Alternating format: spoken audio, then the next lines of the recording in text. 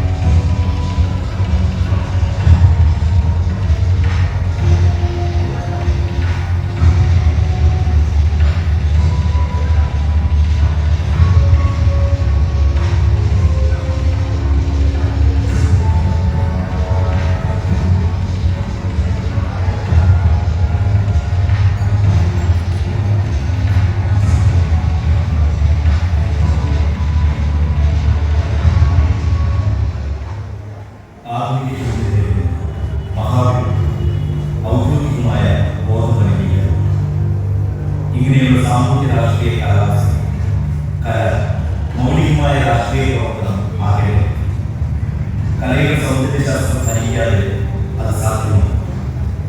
ലോകം നിർമ്മിച്ച ഒരു ഇന്ത്യൻ ഗൂഢാലോചനയുടെ കഥ തലച്ചോറിൽ മുഴുവനിക്കുന്നത് പോലെ ചരിത്രങ്ങൾ ഉപയോഗിച്ച് ഈ ഭൂമി നിസ്സംഗനായി നിഷ്ക്രിയനായി എങ്ങനെ ഉറങ്ങാനുമാകും. ചുറ്റിലും മുഴിയുന്ന നിലവിളികൾക്ക് പിന്നിൽ ഒളിച്ചു നിർത്തിപ്പെട്ട അജണ്ടകൾ തിരിച്ചറിയാൻ ആവുന്നു എന്നതിനാൽ അത്ഭുതപ്പെടുകയും അസ്വസ്ഥപ്പെടുകയും ചെയ്യും. ഇതൊന്നും തന്നെ ബാധിക്കുന്നതല്ല എന്ന ബോധ്യം എത്ര കാലം നമ്മൾ വിഗ്രഹത്തെ കഴിഞ്ഞുകൂടാനാണ്. ചത്തവരുടെ സുഹൃത്തും ഒന്നതിന്റെ ചെല്ലാതെയുമാണ് ചരിത്രത്താളുകളിൽ നിന്നും ആ വെടിവെട്ടുകൾ ഭരണഘടനയുടെ കുറച്ച് എനിക്ക് നിങ്ങളുടെ നെഞ്ചിലാക്കുമെന്ന് കരുതിയിരിക്കുന്നു.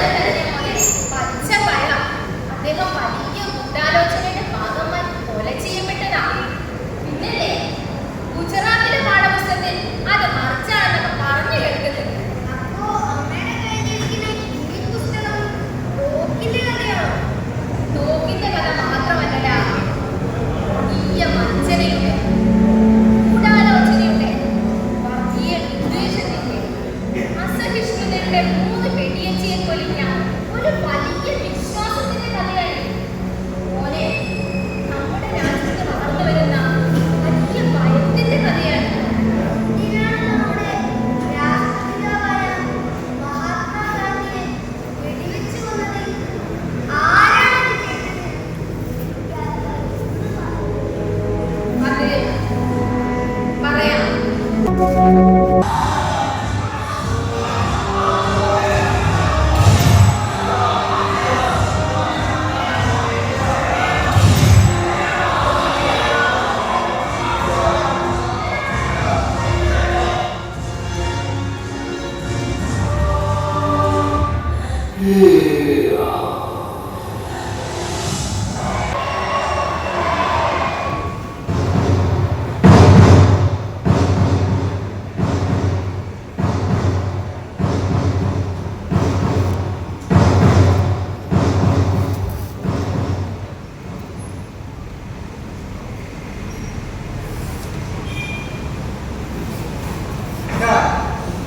നാഥുറാം വിനായക് ഗോഡ്സെ, ഹിന്ദുരാഷ്ട്ര എന്ന മറാഠി പത്രത്തിന്റെ പത്രാധിപർ.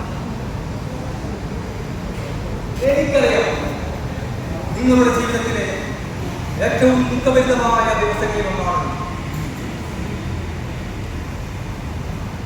ഗാന്ധിജിയുടെ പ്രിയപ്പെട്ട പുത്രനായ ദേവദാസ് ഗാന്ധി നിങ്ങളുടെ പിതാവിനെ വധിച്ചത് ഞാനാണ്. നിങ്ങൾ എന്നെ വിശ്വസിക്കണം. നിങ്ങളുടെ പിതാവിനോട് എനിക്ക് വ്യക്തിപരമായ യാതൊരു വിദ്വേഷവും ഉണ്ടായിരുന്നില്ല. പിന്നെ എന്തിനാണ് നിങ്ങളുടെ പിതാവിനെ വധിച്ചത്? നിങ്ങൾ പറയണം. എന്തിനാണ് നിങ്ങൾ ആ പാപം ചെയ്തത്? അത് തികച്ചും രാഷ്ട്രീയമാണ്. രാഷ്ട്രീയ കാരണങ്ങൾ കൊണ്ട് മാത്രമാണ് ഞാൻ നിങ്ങളുടെ പിതാവിനെ വധിച്ചത്. ഞങ്ങളുടെ ആശയമാണ് ഞങ്ങളുടെ ലക്ഷ്യം. അത് നിങ്ങളോട് വിശദീകരിച്ചു തരണമെന്ന് എനിക്ക് ആഗ്രഹമുണ്ട്. അതിന് കുറച്ചു സമയം പോലീസ് അനുവദിക്കുകയാണെങ്കിൽ ഞാൻ വിശദീകരിക്കാം. പറയൂ, എനിക്കത് കേൾക്കണം. സ്നേഹിക്കാൻ മാത്രം അറിയാവുന്ന എന്റെ പിതാവിനോട് വിഭജിക്കപ്പെട്ട ഇന്ത്യയിലെ കലാപഭൂമിയിലൂടെ മനസ്സ് തകർത്ത് സമാധാനത്തിന് വേണ്ടി നടന്ന ആ പാവം മനുഷ്യനോട് നിങ്ങൾക്ക് ഇത്രമാത്രം വൈരാഗ്യം വരാൻ എന്താണ് കാരണം? ഞാൻ പറയാം. സാധ്യമല്ല. നിങ്ങൾക്ക് പറയാനുള്ളത് കോടതിയിൽ പറയാം. കേൾക്കാനുള്ളവർക്ക് അത് വേണമെങ്കിൽ അവിടുന്ന് കേൾക്കുകയും ചെയ്യാം. ഇവിടെ വരൂ.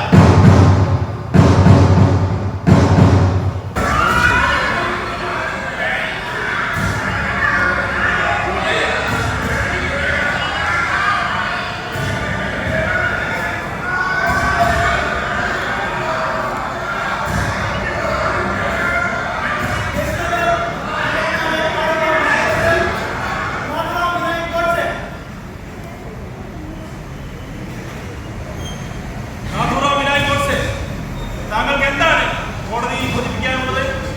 പറയൂ. ഗാന്ധിജിയെ വെടിവെച്ച് കൊന്നത് ഞാൻ. ഹിന്ദു മതത്തിൽ തത്വചിന്ത കടത്തിവിട്ട് ഹിന്ദു മതത്തെ ശിഥിലമാക്കി.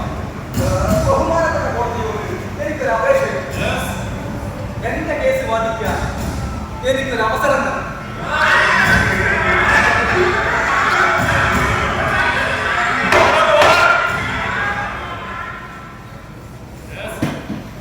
നമ്മുടെ ഈ മഹാരാജ്യത്തെ വിഭജിച്ച് 2 രാജ്യങ്ങളാക്കിയ ആളെയാണ് ഞാൻ വധിച്ചത്. മുസ്ലിം ഈണം ഏത് കാലത്തും കൊണ്ട് നടന്ന ഒരു വ്യക്തി ഒരു കാരണവശാലും ഞാൻ അദ്ദേഹത്തെ അംഗീകരിച്ചില്ല. എന്റെ ഗുരു പ്രിയപ്പെട്ട താത്യാറാവ് എന്നോട് പറഞ്ഞു തന്നിട്ടുണ്ട്, അദ്ദേഹം ഹിന്ദുസ്ഥാനെതിരാണ്. എന്റെ ഗുരുവിന്റെ വാക്കുകളെ ഞാൻ ദൈവവചനങ്ങളെ പോലെ കാണുന്നു. അദ്ദേഹം വധിക്കപ്പെടേണ്ടവനാണെന്ന കാര്യത്തിൽ എനിക്ക് അല്പം പോലും സംശയമില്ല. ഞാൻ ചെയ്തത്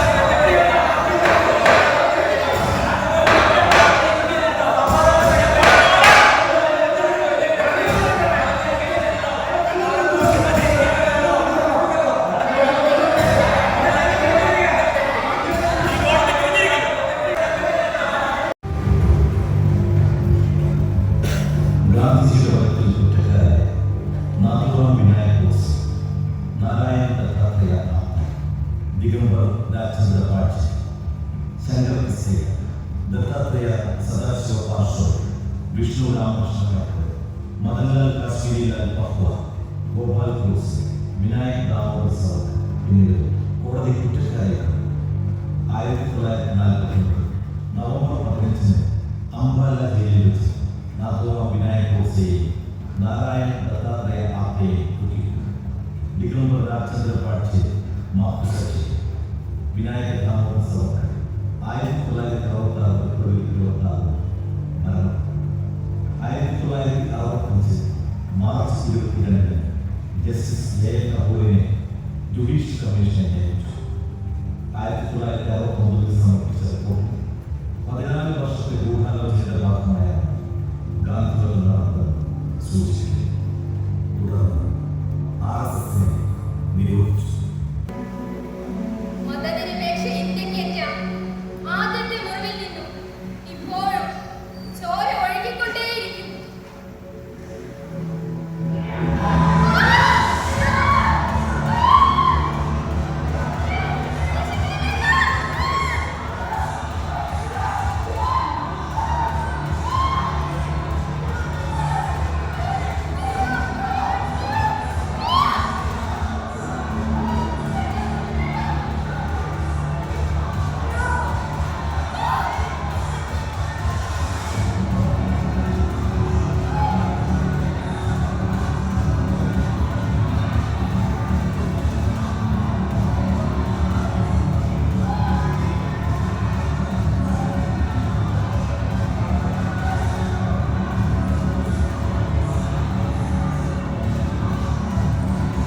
മതനിരപേക്ഷ ഇന്ത്യക്കേറ്റ ആദ്യത്തെ മുറിവിൽ നിന്ന് ഇപ്പോഴും ചോര ഒഴുകിക്കൊണ്ടേയിരിക്കുന്നു.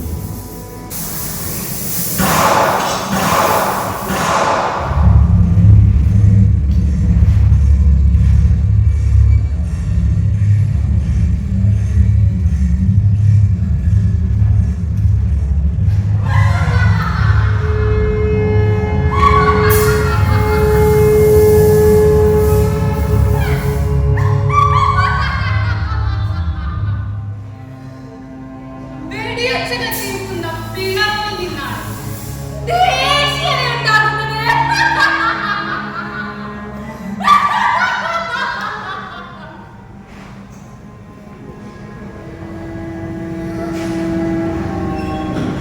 നാഥുറ, കാറ്റ് കടിക്കുന്നു. നിന്റെ മനസ്സിൽ എന്തായിരുന്നു നാഥുറ? പറ. എന്നോട് പറ. എന്റെ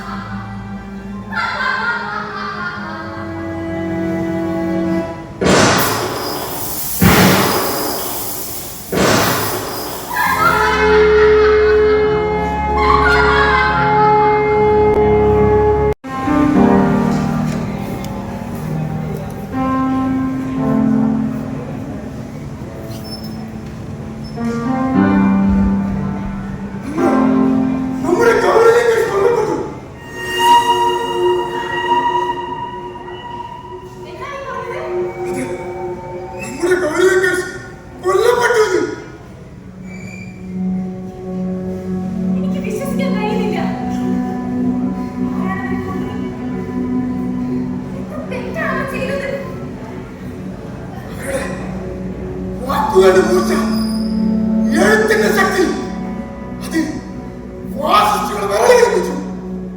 അതായിരിക്കും അവരെ വധിക്കാൻ ഫാസിസ്റ്റുകളെ പ്രേരിപ്പിച്ചത്.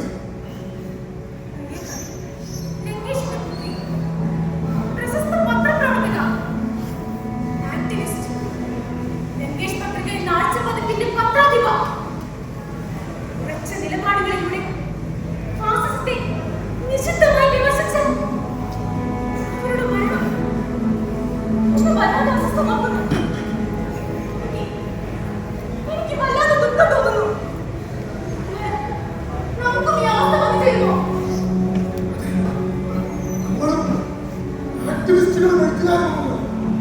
അതുകൊണ്ട് തന്നെ സംഭവിച്ചുകൂടായി. എന്നാൽ കേരളത്തിലാണ് നാം ജീവിക്കുന്നതെന്ന ആത്മവിശ്വാസം എനിക്കിപ്പോഴും ബാക്കിയുണ്ട്.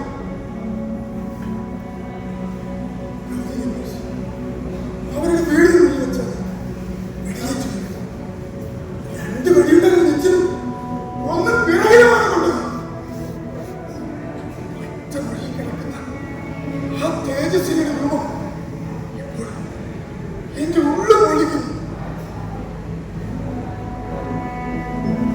അനന്തപുത്രിയുടെ അനുശോചനത്തിൽ ഗൗരി ലങ്കേഷ് പ്രസംഗിച്ച് ഫാസിസ്റ്റുകളെ ജ്വലിപ്പിച്ചു.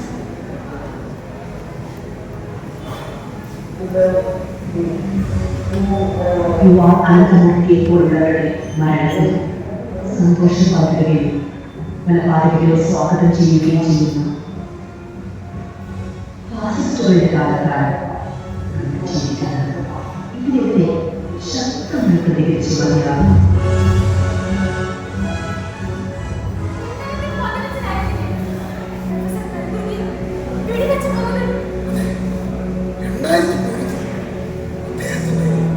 വീട്ടുവാനൊക്കെ വെച്ച്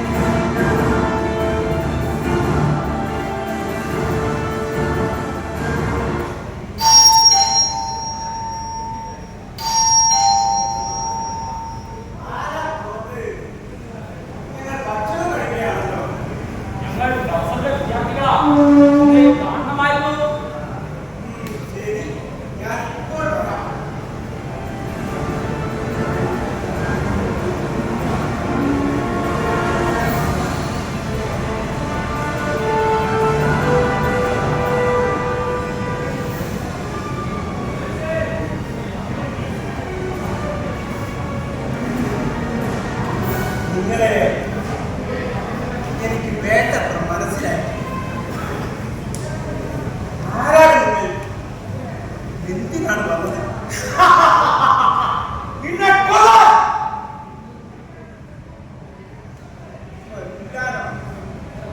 എന്തിനെന്നെ കൊല്ലണം കുട്ടികളെ? അതിന് മാത്രം നിങ്ങൾക്ക് അഹിതമായത് എന്താണ് ഞാൻ ചെയ്തത്? നിന്റെ എഴുത്തും പ്രസംഗവും എഴുതുന്നവന് കരുതല്ല. അത് ഞങ്ങൾ തീരുമാനം. അന്ധവിശ്വാസത്തിനും അനാചാരത്തിനും എതിരെയാണ് ഞാൻ പറയുന്നത്, എഴുതുന്നത്. അത് നിങ്ങൾ എങ്ങനെ ദോഷകരമാകുന്നു കുട്ടികളെ?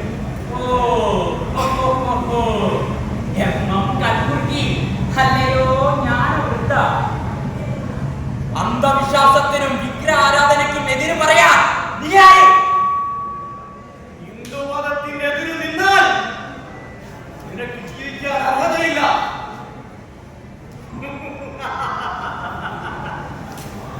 ഗോവിന്ദ ബൻസാരെയും നരേന്ദ്ര തപോൽക്കറിനെയും നീ മറന്നുപോയോ കൽമുകി?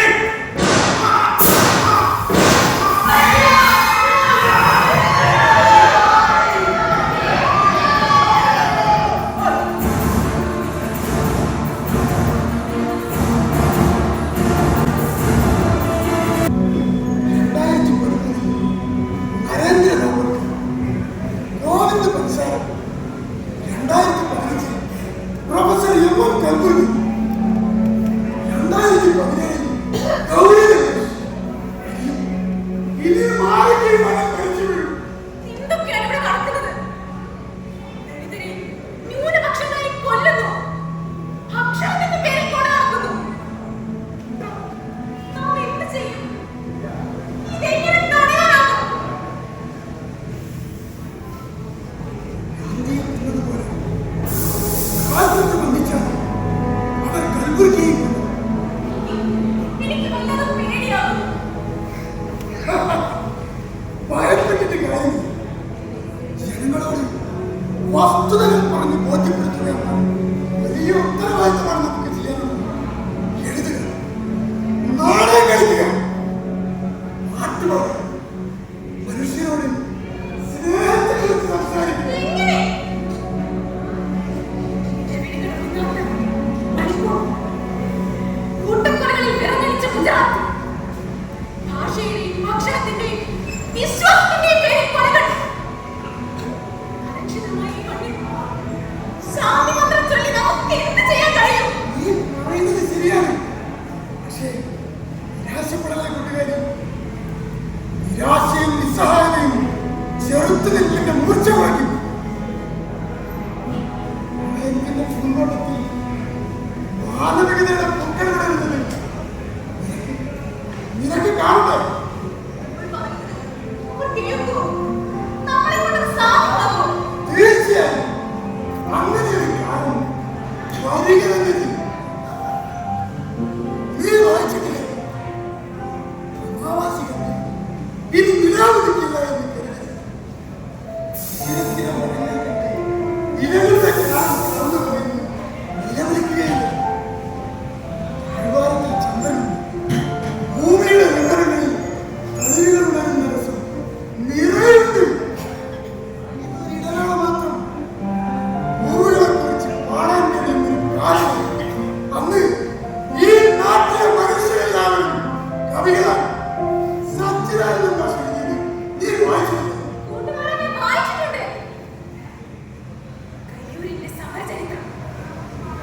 രക്തസാക്ഷികളായ അപ്പുവും ചിരുകണ്ണനും അബൂബക്കറും കുഞ്ഞപ്പനായും അവരെ ജയിലിൽ കാണാൻ ചെന്ന സഖാക്കളോട് പറഞ്ഞത്, നിങ്ങൾ കയ്യൂരിൽ ചെന്ന് പറയണം, ഞങ്ങൾക്ക് ഇത്തരം ആദരണീയമായ ഒടുക്കമുണ്ടാകുമെന്ന്.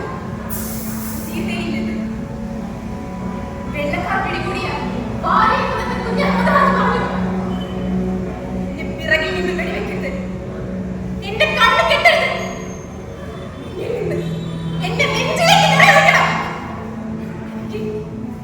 എനിക്ക് ഈ മണ്ണിൽ മുഖം ചേർത്ത് മരിക്കണം.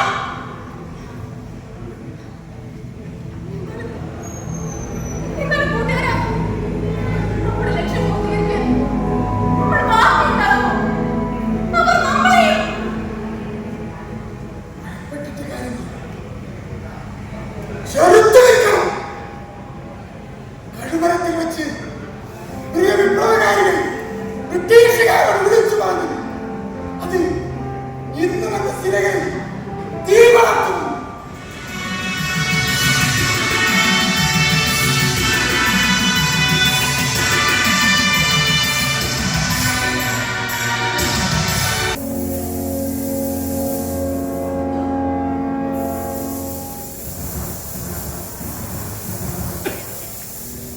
മിസ്റ്റർ ഭഗത് സിംഗ്, നിങ്ങൾക്ക് അവസാനമായി എന്താണ് പറയാനുള്ളത്?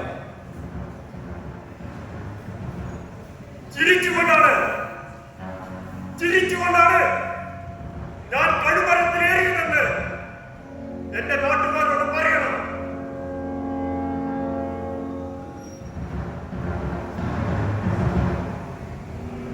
മിസ്റ്റർ ശിവറാം രാജ്പുർ, നിങ്ങൾക്ക് എന്തെങ്കിലും അവസാനമായി പറയാനുണ്ടോ?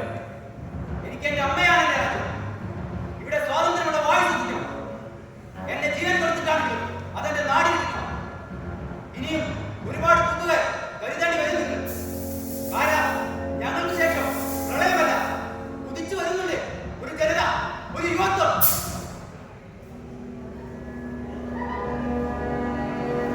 മിസ്റ്റർ സുഖദേവ് തപ്പ, നിങ്ങൾക്ക് എന്തെങ്കിലും അവസാനമായിട്ട് പറയാനുണ്ടോ?